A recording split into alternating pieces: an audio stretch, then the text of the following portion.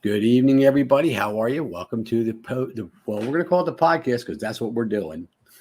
Um, we're also live on Facebook, YouTube. So share this link. Go to YouTube if you want to follow us.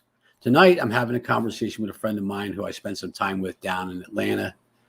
We had a blast at a white party and at convention. His name is Josh Burton.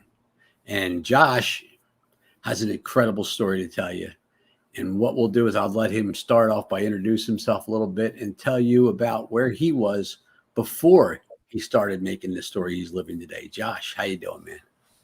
Mike, thanks for having me on today. This is it's always an honor, man. It was always good to get to talk to you. And yeah, we did have a blast in Atlanta. That was a lot of fun. Yes, it was. So. All right. So why don't we start off, Josh, with who Josh was before? Where was Josh before he started his journey? So, and I'll share a picture of you as you tell this story. Go ahead. Okay. So the Josh before, I was never really the guy that worked out. I wasn't the guy that goes to the gym. I wasn't the guy that had good habits at all. I kind of never really paid attention to what I ate. Sleeping a couple hours a night kind of seemed cool. And here I'm up ready to go. And I don't sleep very much. And in my 20s, that was okay. That was fine. I was never like super in shape at all, but I wasn't really overweight. It was fine. I was able to maintain just because I had youth on my side. But eventually youth runs out and you don't have that anymore. So in 2012, I met my coach at a 4th of July party. He came to my house and I didn't know this guy. He wasn't eating or drinking my food. He wasn't partying. And I was kind of like, who's this guy? And I got to talk to him. I got to talk to Jamil a little bit, get to know who he was. And he told me that he was just, doing this weight loss thing right now. I was like, oh, that's cool, man. Then I saw him on Facebook and I was like, I got to talk to this guy because, geez, look at his before and after picture. That was amazing.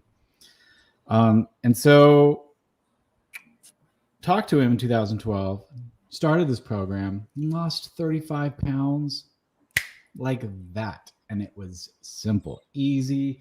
I didn't have to do a lot. I just had to do what he said, and it was great. And I lost the weight, and I was doing it for my wedding, which was the following year. And lost the weight. Sounds great. And I said, all right, thank you very much. I'm going to go back to doing my thing. So, got married that year. And by the next year, all of that weight came right back. And I was probably 10 pounds heavier by December of, 2014. And so from 2014 throughout till about the beginning of last year, age, time, kids, household, bills, work, and it just keeps piling on you. And all that right there totally wiped out the fact that, before I was younger and I didn't need to worry about, not eating right or sleeping or anything like that. And so I gained weight, and I gained a lot of weight. I was close to 250 pounds. And not only just the weight though, Mike, it was my attitude. My attitude had changed. My vigor for life was like,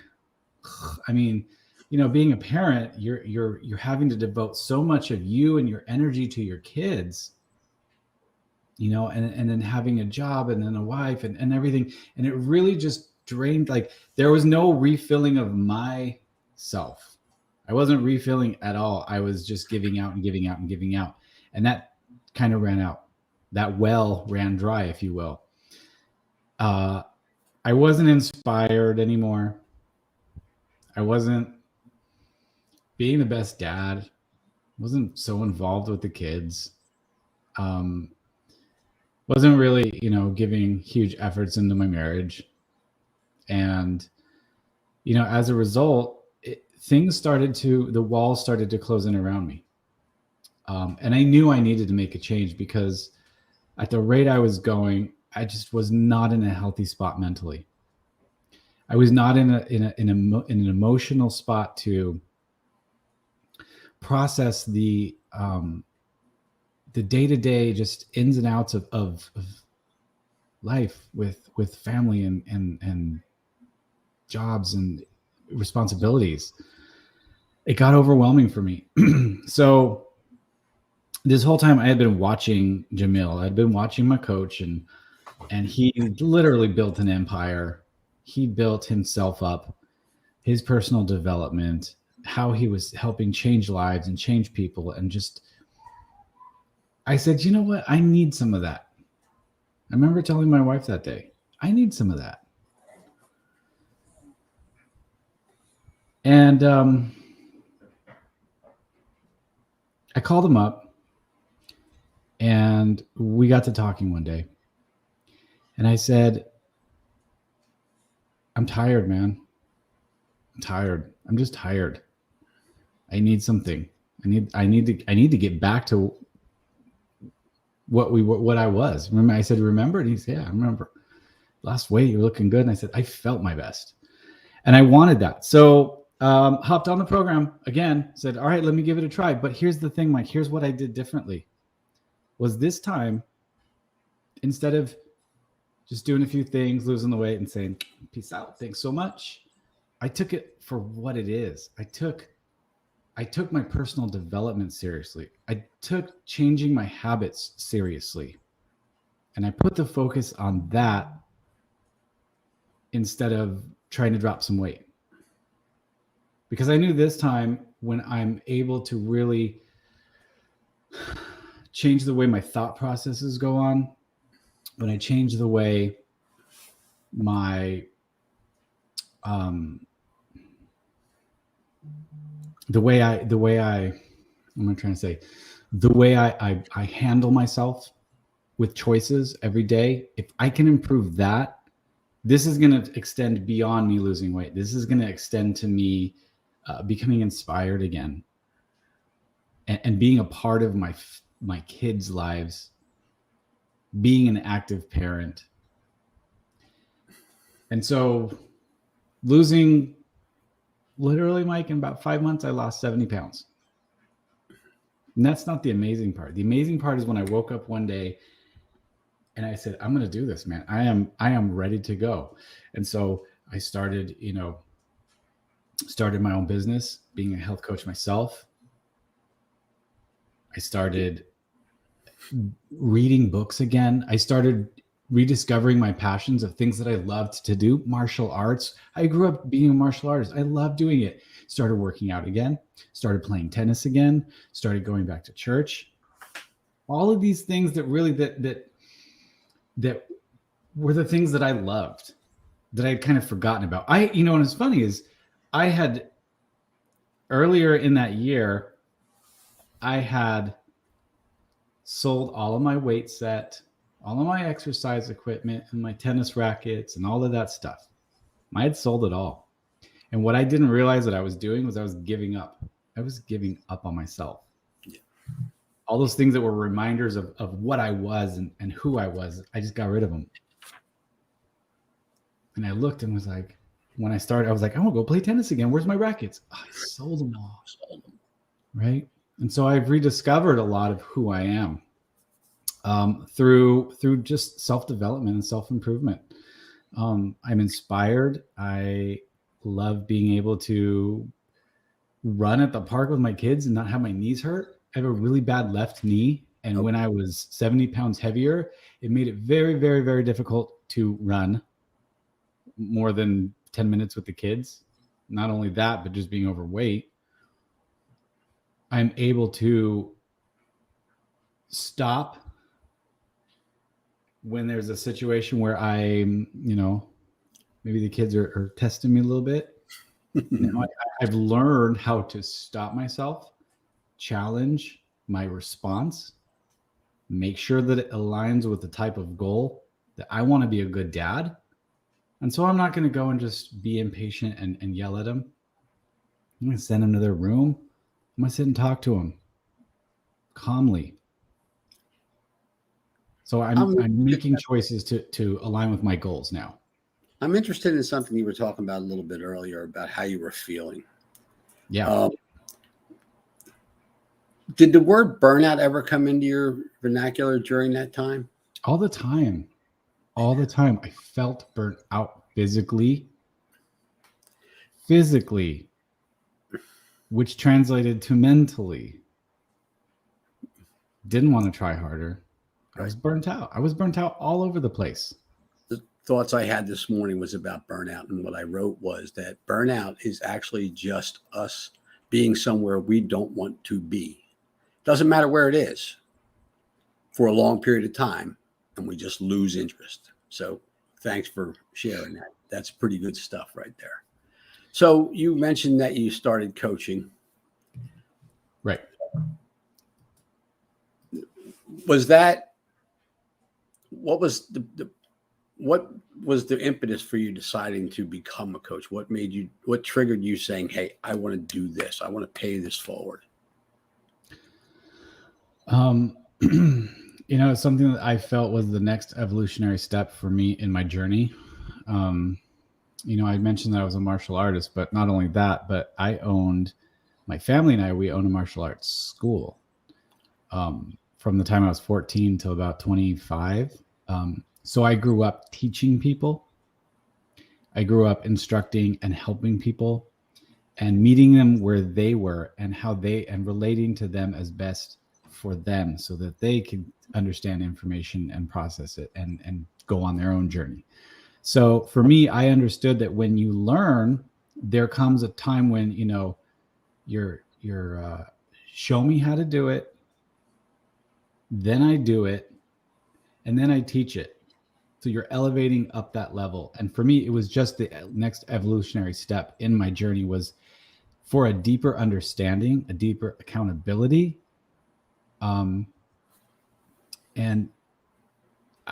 tell clients sometimes now, I tell them like, look, I probably would not have lost all the weight and stuck with it and stick to healthy habits if I didn't have that accountability level.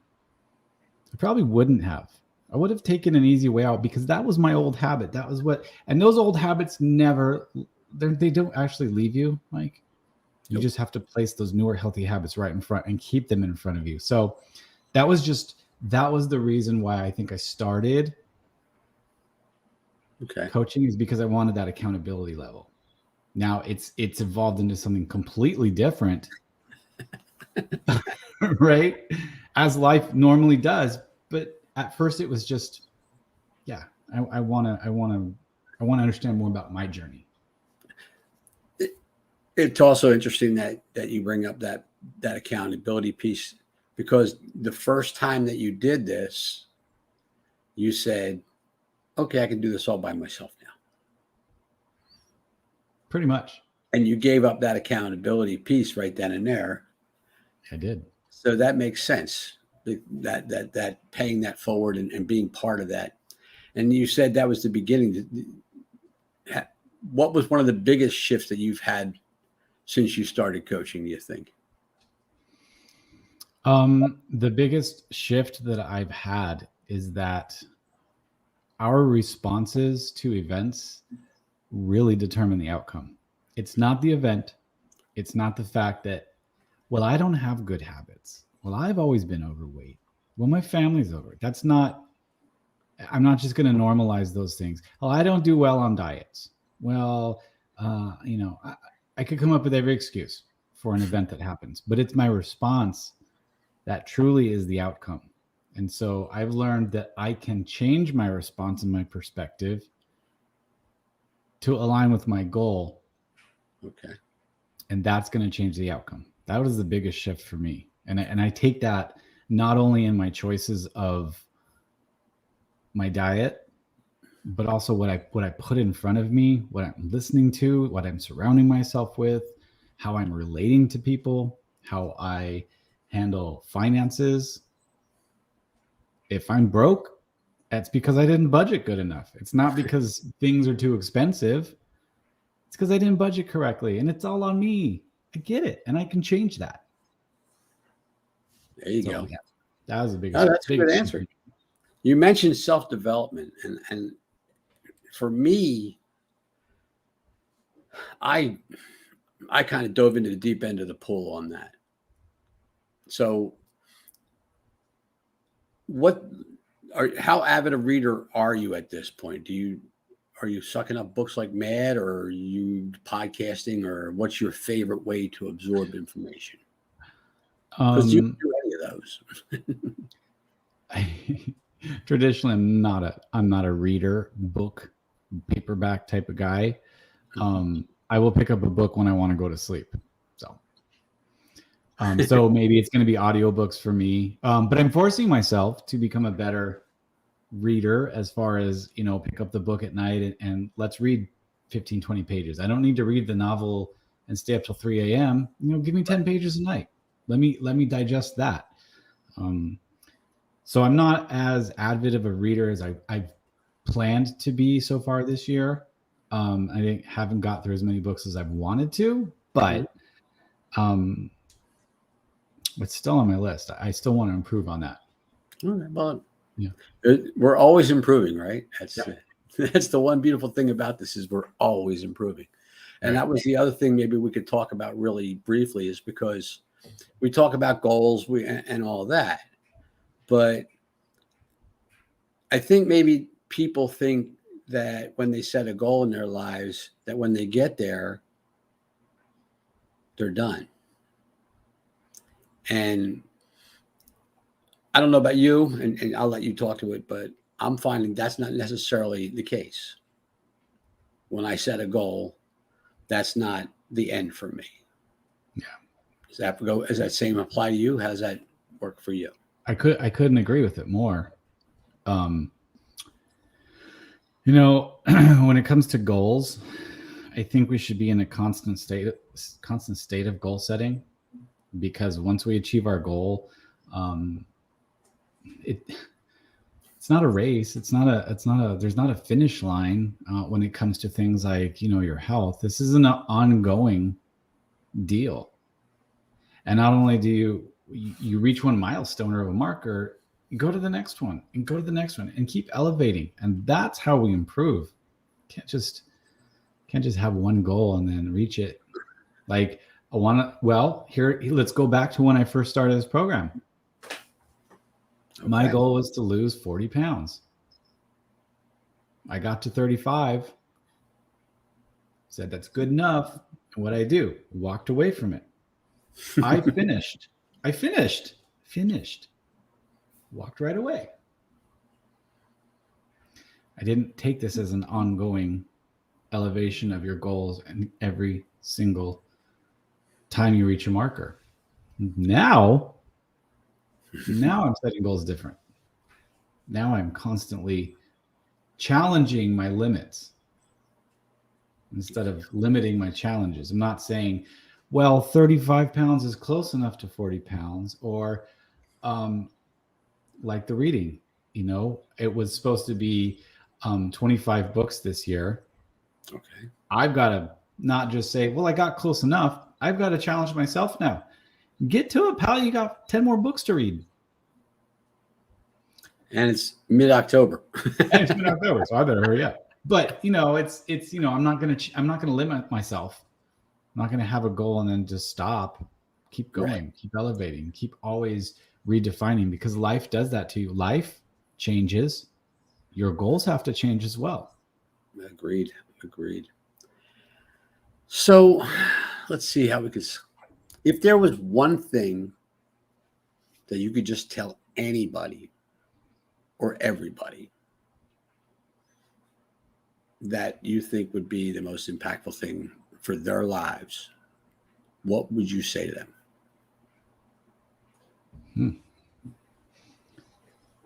Okay, that's a good question. Take your time. You want me to vamp for a minute while you think about it?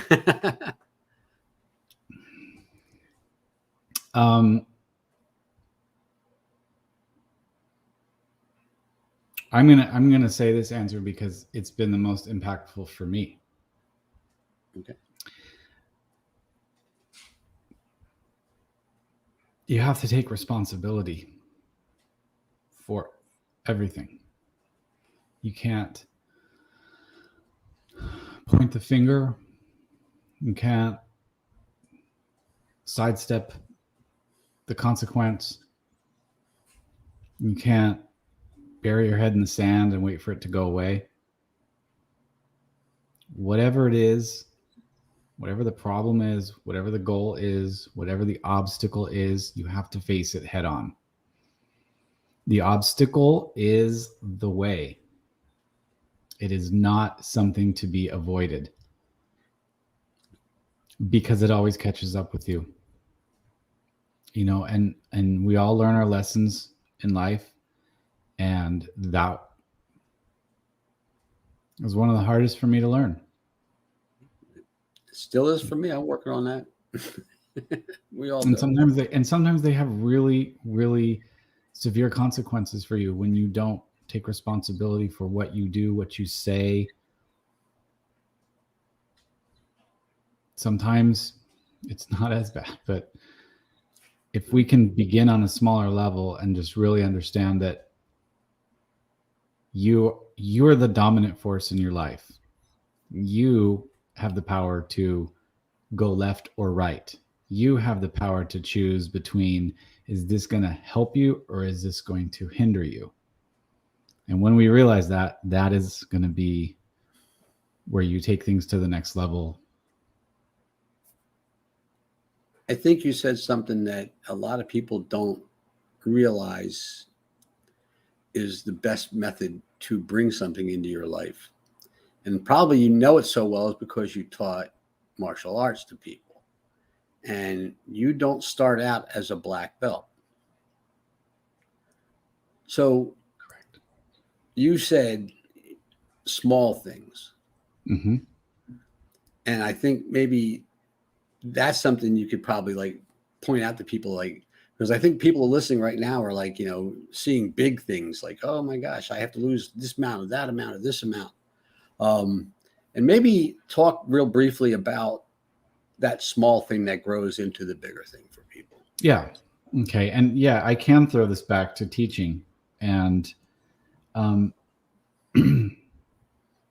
always tell people this: kids that are learning to read or write, you have to learn your letters first. You have to it's not here, but you got to take a smaller chunk, one at a time. Learn the moves. When I'm teaching kids, their kata and their moves, and it's a 40 move long form that they're learning. I'm only going to teach the kid five moves at a time. I'm going to break it down smaller. And so when we have our, I'm going to be generic and just say our goals or our weight loss goals or our health goals, whatever. We always tell people dream big. Don't give me realistic small goals. I want to see you up here. And sometimes this mountain seems so friggin' tall that you just can't see to the top. There's no way you don't see it.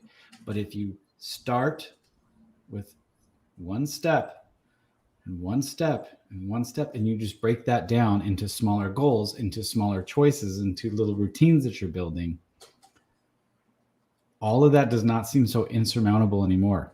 You have your little markers, your little milestones.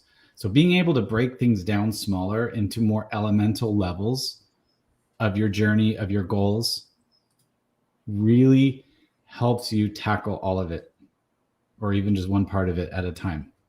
And it doesn't seem so insurmountable anymore. The mountain does not seem impassable. You're able to focus on the task in front of you. I mean, you have your goal. This is lofty, but right now we're here and let's focus on this one at a time. That helps people learn. Right? Because I tell people this. I say, look, here's the best way to teach somebody nothing is to teach them everything. Yes, because they won't learn a thing. They don't remember anything.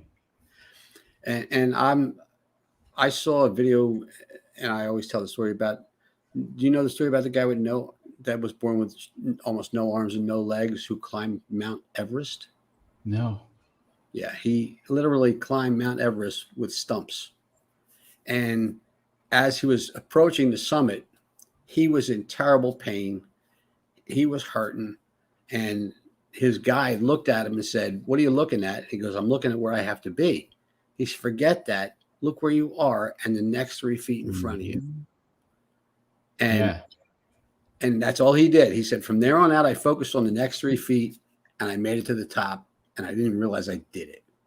Yeah. So I love what you said about that. If you want to teach everybody, if you want to teach them nothing, teach them everything. That's so true. Right. Just swap them with that stuff. Yeah. And that's true, because you overload somebody and they forget everything. Hey, this has been great. Thanks so much for coming on with me. I appreciate it. I'm glad we had this conversation. Absolutely. Hopefully we'll help somebody. Yeah, I agree. Just by sharing our stories and where we've been, the Josh that was, the Mike that was, it's everybody can relate to us some way or another. Someone will relate to something. All right, guys, have a great night. Josh, thank you so much. Thank you, Mike.